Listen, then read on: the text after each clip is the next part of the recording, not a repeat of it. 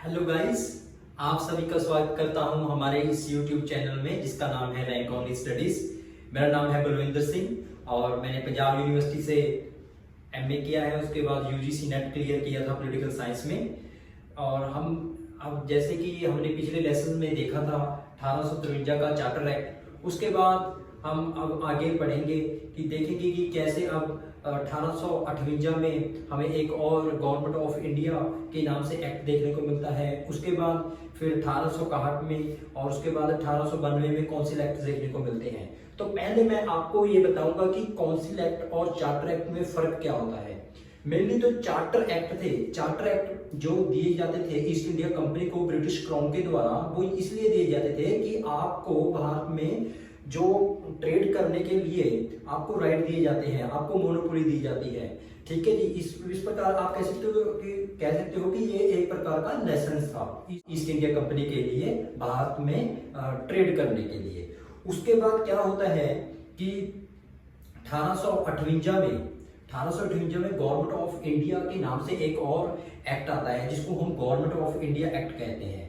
ठीक है जी। और जैसे कि हमने पहले पढ़ा था 1853 में अब ये नहीं लिखा हुआ था कि अब कंपनी को और आगे प्रशासन करने के लिए, क्योंकि उस समय तक जो ईस्ट इंडिया कंपनी थी वो अपने आप को एज अ पॉलिटिकल, जो एक तरह के पॉलिटिकल पावर के रूप में कार्य कर रही थी, एक पॉलिटिकल बॉडी के रूप में वो भारत में कार्य कर रही थी। अब उसके जो आगे, अब उसको जो चार्टर था, चार्टर एक्ट क्या होता था, 20-20 साल के लिए चार्टर दिया जाता था कंपनी को। परंतु जो 1853 का एक्ट आता है, चार्टर एक्ट आता है 1853 का, उसमें ये प्रोविजन नहीं लिखा जाता कि अब कंपनी को आगे 20 वर्ष के लिए और प्रशासन दिया जाता है। इस प्रकार का कोई भी प्रोविजन हमें 1853 के एक्ट में नहीं देखने को मिलता है। उसमें यही मेंशन किया जाता है कि अब ईस्ट इंडिया कंपनी उस समय तक भारत में प्रशासन कर सकेगी जब तक कि क्राउन चाहेगा, जब तक कि क्राउन की मर्जी होगी, वहां तक, उसी समय तक ईस्ट इंडिया कंपनी भारत में एज अ पॉलिटिकल पावर अपने आप को स्थापित करती रहेगी। परंतु जब 1758 का परंतु जब 1857 की सिपाही म्यूटनी होती है, जिसे हम आजादी की पहली लड़ाई के रूप में भी जानते हैं, तो ये हुई तो अब जो ब्रिटिश क्राउन था वो पहले से ही ये सोच रहा था कि भारत में अब कंपनी का जो प्रशासन है, उससे प्रशासन को अब ब्रिटिश क्राउन को अपने हाथ में ले लेना चाहिए। तो इसका सबसे बढ़िया अपॉर्चुनिटी उनको 1857 के जो विद्रोह हुआ था, जो 1857 में विद्रोह हुआ था, उसके द्वारा मिल जाती है। 1857 के विद्रोह में क्या होता है कि जैसे कि आपने हिस्ट्री में पढ़ा होगा कि सिपाही वहां पे मेरठ में विद्रोह कर देते हैं, उनको चर्बी वाले कारतूस चलाने के लिए कह दिया जाता है और उसके बाद जो कंपनी के विरुद्ध वो वहां पे विद्रोह कर देते हैं। तो इस प्रकार हम देखेंगे आगे कि 1857 के बाद जब गवर्नमेंट ऑफ इंडिया का एक्ट आता है, government of India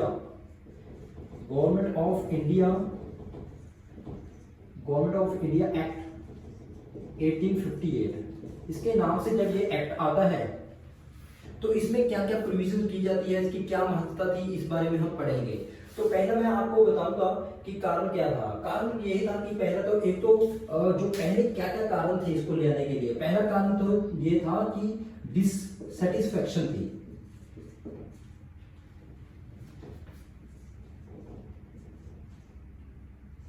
of companies rule. जो कंपनी का रूल हुआ करता था भारत में, उसके प्रति जो कंपनी यहाँ पर जो रूल कर रही थी उसके प्रति डिससैटिस्फैक्शन पाया जा रहा था ब्रिटिश क्राउन में भी। ब्रिटेन में 1853 से ही ये बात स्टार्ट हो जाती है कि अब जो भारत में प्रशासन करना है वो अब क्राउन को अपने हाथों में ले लेना चाहिए, उसकी बागडोर अपने हाथों में ले लेनी चाहिए। इस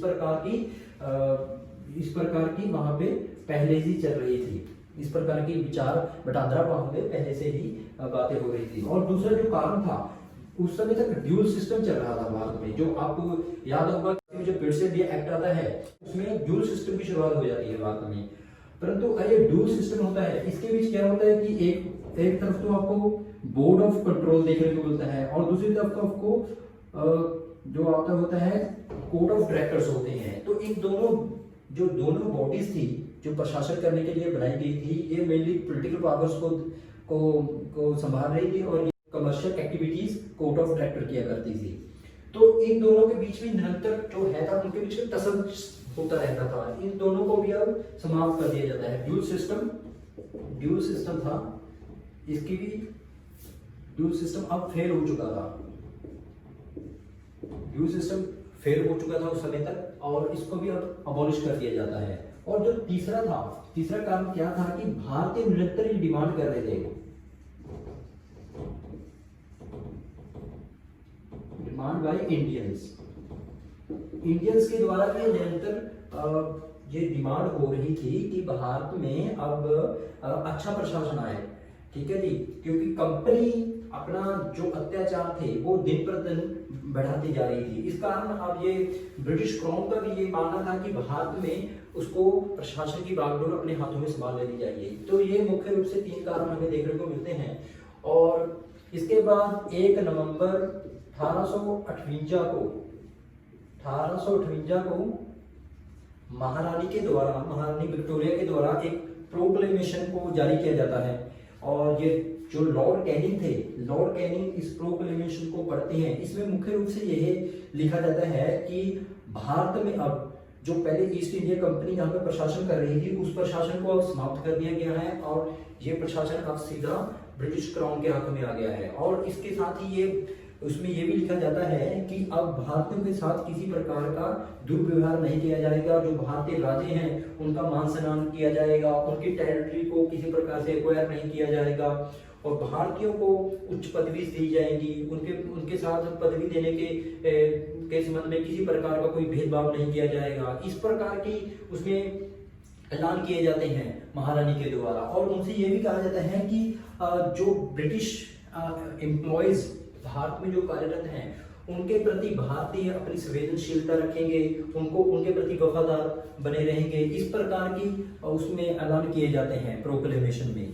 तो ये भी कहा जाता है कि भारत में जो ईस्ट इंडिया कंपनी अभी तक भारत में जो प्रशासन कर रही थी, ईस्ट इंडिया कंपनी, उसका शासन अब खत्म हो चुका है। अब भारत में गुड गवर्नेंस की शुरुआत हो चुकी है, भारतीयों को अब अच्छे कानून मिलेंगे। तो इस प्रकार के ऐलान हमें उसमें देखने को मिलते हैं।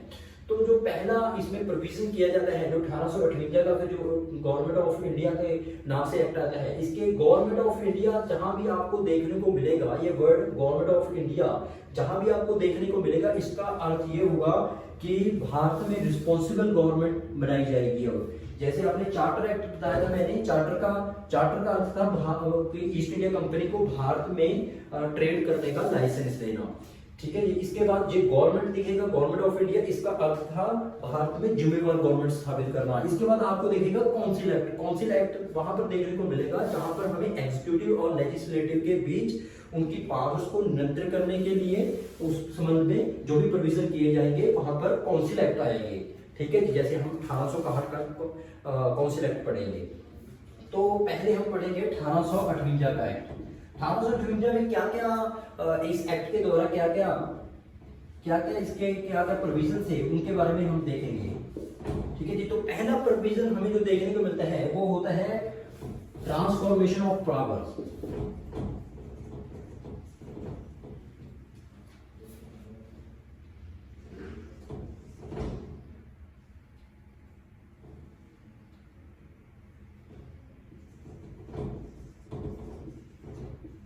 ट्रांसफर ऑफ पावर, इसमें क्या होता है कि पहले में जो पहला प्रोविजन किया जाता है, इसमें ट्रांसफर किया जाता है पावर्स को। क्योंकि पहले जो जहां पर बोर्ड ऑफ कंट्रोल हुआ करता था, वो यहाँ पे मुख्य रूप से जो सारी गतिविधियां थी वो देख रहा था। परंतु अब जो ये ड्यूल सिस्टम था, इसको जो फेल हो चुका था, इसको समाप्त कर दिया जाता है और इसकी जगह पे अब जो भारत में जो प्रशासन था, प्रशासन का सीधा जिम्मा सेक्रेटरी ऑफ स्टेट को दे दिया जाता है। सेक्रेटरी ऑफ स्टेट के नाम से एक और पद की स्थापना कर दी जाती है इंग्लैंड में, ठीक है जी। इंग्लैंड में जो सेक्रेटरी ऑफ स्टेट होगा उसकी पदवी की स्थापना कर दी जाती है। और इसके साथ ही 15 मेंबरी इंडियन काउंसिल इंडियन काउंसिल की स्थापना भी कर दी जाती है। ये 15 मेंबर होते थे इसमें, मेनली तो ये ब्रिटिशर्स ही हुआ करते थे। ये 15 मेंबर्स जो सेक्रेटरी ऑफ स्टेट थी, इनकी हेल्प करने के लिए इनकी स्थापना, इनकी अपॉइंटमेंट की जाती है 15 मेंबर्स की। ठीक है जी। और इसके अलावा जो हमें अगला प्रोविजन देखने को मिलता है, जो भारत के गवर्नर जनरल थे, जो भारत के गवर्नर जनरल हुआ करते थे, उनको अब वाइसराय बनाया दिया जाता है, उनको एक और पदवी दे दी जाती है। Governor general of India come viceroy, viceroy of India. तो आपको जिक्र योग है कि यहाँ पे जो पहले यहाँ पर वाइसराय बनाए जाते हैं, तो लॉर्ड कैनिंग को एज अपॉइंट किया जाता है फर्स्ट वाइसराय ऑफ इंडिया। इसके अलावा जो अगला प्रोविजन किया जाता है, इसमें अगला प्रोविजन ये किया जाता है कि जो सेक्रेटरी ऑफ स्टेट होंगे, ये हर साल भारत के रिलेटेड एक रिपोर्ट जारी करेंगे ब्रिटिश पार्लियामेंट में, और इसमें वो ये घोषणा करेंगे कि उन्होंने भारत में कौन कौन सी संधि, कहाँ कहाँ पे उन्होंने भारत में पैसा खर्च किया, इस संबंध में उनको एक पूरी विस्तृत रिपोर्ट तैयार करके ब्रिटिश क्राउन को हर साल पेश करनी होगी। इसके अलावा हमें ये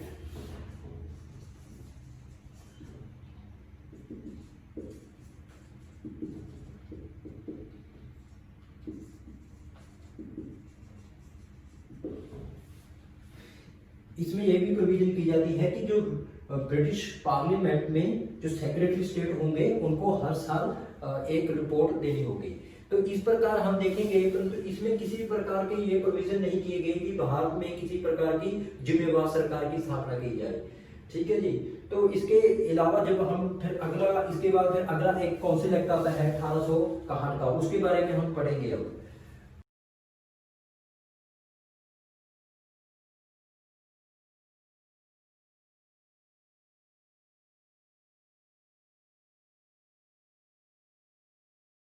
तो अब हम स्टार्ट करेंगे 1861 का काउंसिल एक्ट।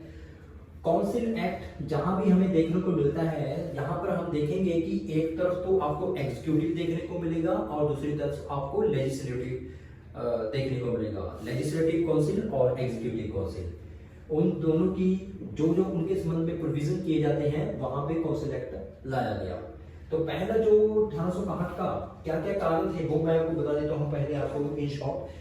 पहले तो यही था कि 1858 में महारानी के द्वारा जो प्रोक्लेमेशन की गई थी, उसमें यह कहा गया था कि भारतीयों को प्रशासन में शामिल किया जाएगा, उनको उच्च पदवी दी जाएंगी।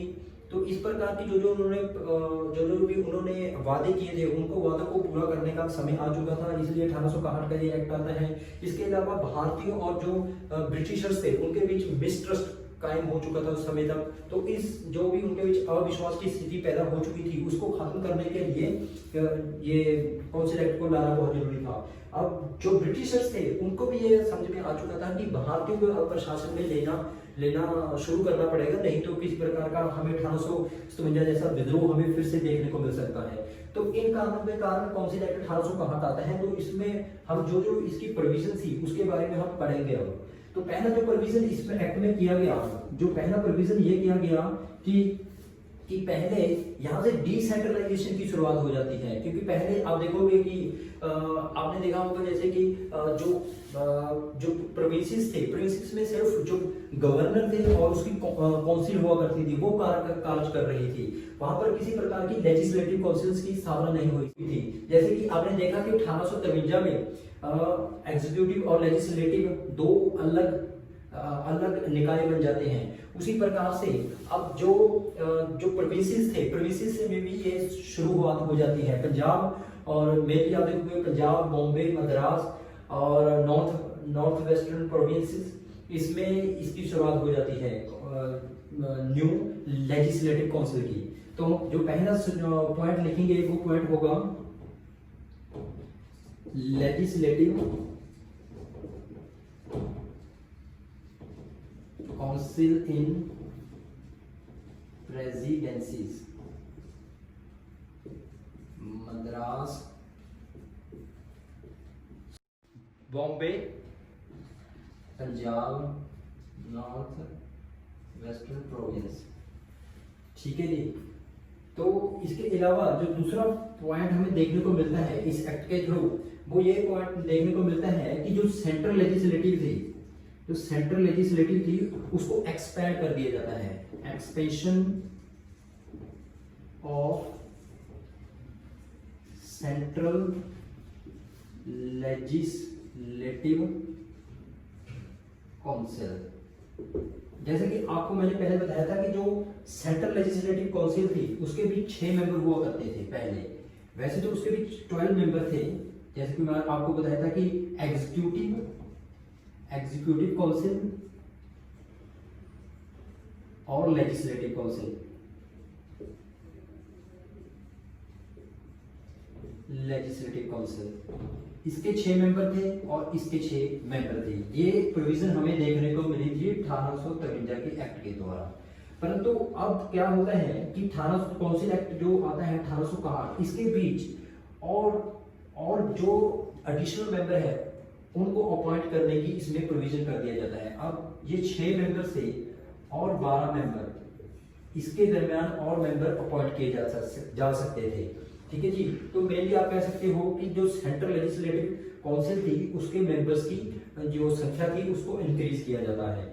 इसके अलावा इसमें यह भी प्रोविजन किया जाता है कि जो गवर्नर जनरल ऑफ इंडिया होंगे, जिन्हें हम वाइसराय भी कहते हैं, वो अपनी गैर हाजिरी में अपने काउंसिल के किसी और मेंबर को, एग्जीक्यूटिव काउंसिल के किसी मेंबर को अपना डिप्टी बोल सकते हो, अपना डिप्टी उसको नियुक्त कर सकते हैं जो उनकी गैर हाजिरी में काम करे। ठीक है जी। इसके अलावा जो थर्ड प्रोविजन हमें देखने को मिलता है इसमें, इस एक्ट काउंसिल एक्ट के द्वारा, इसमें पोर्टफोलियो सिस्टम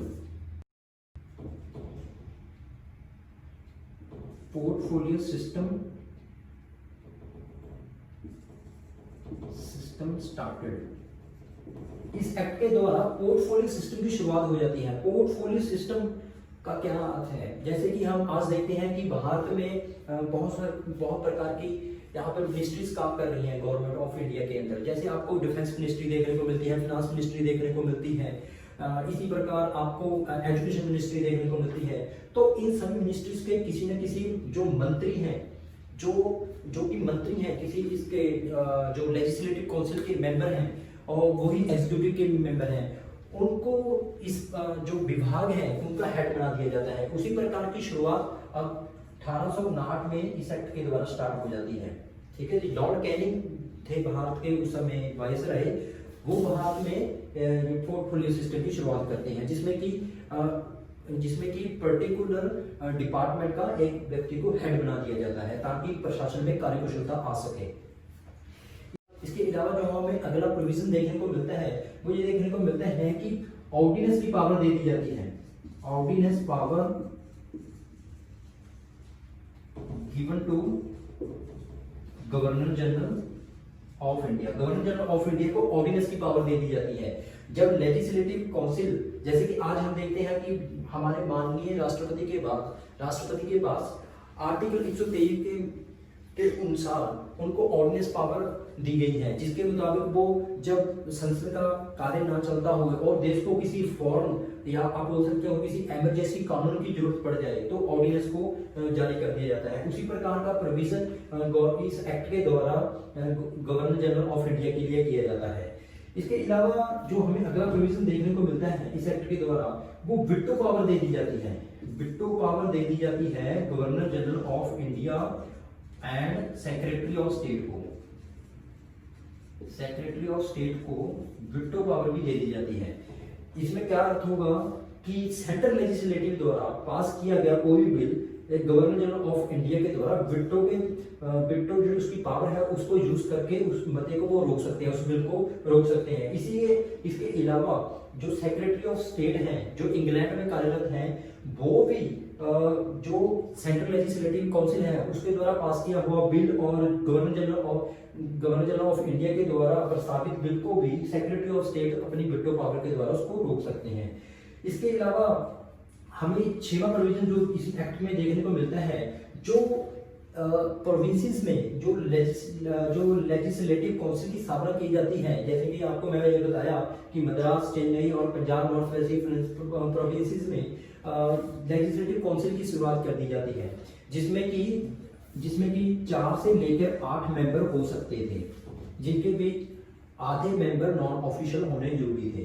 ठीक है जी, मान लीजिए यहाँ पे इसमें 4 मेंबर हैं तो 2 मेंबर यहाँ पे ऑफिशियल होंगे, 2 मेंबर अनऑफिशियल होंगे। ठीक है जी, इसके साथ ही एडवोकेट जनरल भी एक मेंबर आपको प्रोविंसेस में देखने को मिलेगा, एक मेंबर।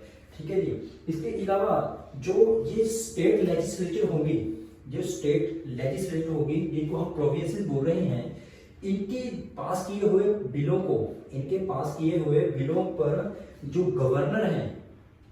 गवर्नर है उनकी प्रवानगी लेनी जरूरी होगी। इसके अलावा जो गवर्नर जनरल ऑफ इंडिया है उनकी प्रवानगी लेनी भी जरूरी होगी। तो आप देखोगे कि इस एक्ट में हमें देखने को मिला है कि डिसेंट्रलाइजेशन तो हो रहा है पावर्स का, परंतु ये बहुत ज्यादा लिमिटेड है, क्योंकि जो प्रोविंसेस में लेजिस्लेटिव काउंसिल की शुरुआत हुई है उनको बहुत लिमिटेड पावर दी जाती है। वो सिर्फ अपने जो लोकल एरियाज हैं उसी पे भी कानून बना सकती हैं।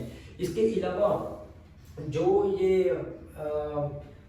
सेंट्रल लेजिस्लेटिव काउंसिल है इसमें भी जो आधे मेंबर हैं वो भी सरकारी मेंबर होते हैं। ठीक है जी, तो आप देखोगे कि इन जो ये लेजिस्लेटिव काउंसिल बनी है इनका सिर्फ एडवाइजरी का ही काम होता है। इनको किसी प्रकार का बजट पे किसी प्रकार का डिस्कशन नहीं करते, इनको भी कोई प्रकार का वोटिंग राइट नहीं है। तो ये एक प्रकार से आप देखोगे कि एडवाइजरी काउंसिल के रूप में ही कार्य करती हैं। ठीक है जी, और दूसरा इसके अलावा इस एक्ट में हमें जो देखने को मिलता है वो ये देखने को मिलता है कि ऑर्डिनेंस की पावर दे दी जाती है गवर्नर जनरल ऑफ इंडिया को, जो कि इस एक्ट की महत्ता को बढ़ा देता है, जो कि गवर्नर जनरल ऑफ इंडिया को एक पावरफुल पोस्ट के रूप में निर्धारित कर देता है उसकी पावर को। और इसके अलावा ही उसको विटो पावर भी दे दी जाती है। तो इस एक्ट को पढ़ने के बाद हम अब पढ़ेंगे हमारा अगला 1892 का एक्ट, जो कि जिसका नाम है कि काउंसिल एक्ट 1892।